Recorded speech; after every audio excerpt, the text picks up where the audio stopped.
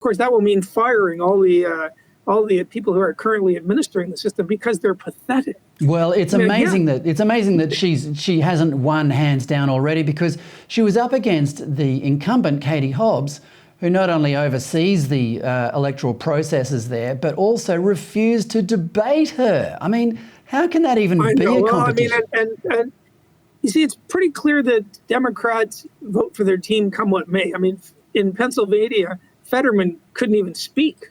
He's had a stroke. He's literally brain damaged, and he got voted in.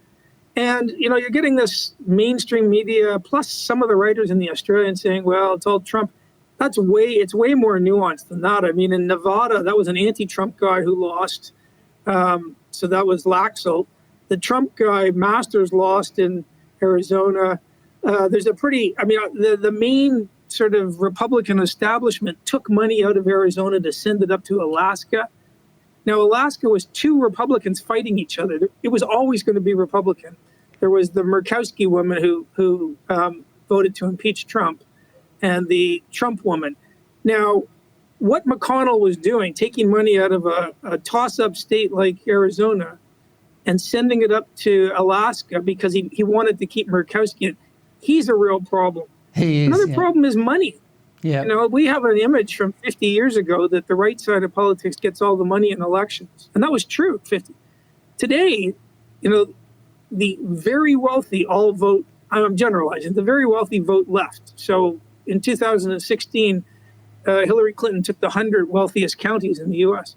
So if you look at Arizona, the ex-astronaut Kelly, he raised something like $68 million, where Blake Masters, the Republican, raised something like $12 million. So that's like almost six times more money for people who've gone through the Australian education system. They can do the math later with the calculator, but it's almost six times more money.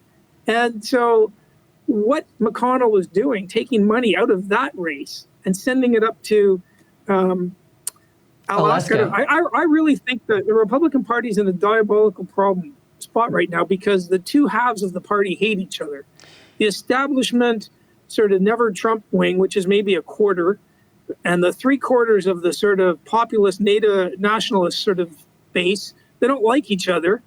McConnell's in the former branch, and he wasn't funding a lot of the Trump candidates. Some of the candidates Trump picked were very good, like Vance. I think Blake Masters was okay. Yeah. Dr. Oz was a stupid pick.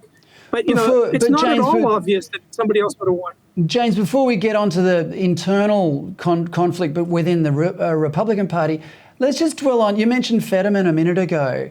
One of the things that's come out of this election for me is that people on the left vote just to stop Republicans or Conservatives, whereas Conservatives tend to vote according to principle. If the candidate from their side doesn't align with their principles, then they just won't vote for him. But you might notice that Fetterman was touted on MSNBC last week as a potential presidential candidate, and the reason for that was that simply because he had beaten Republicans.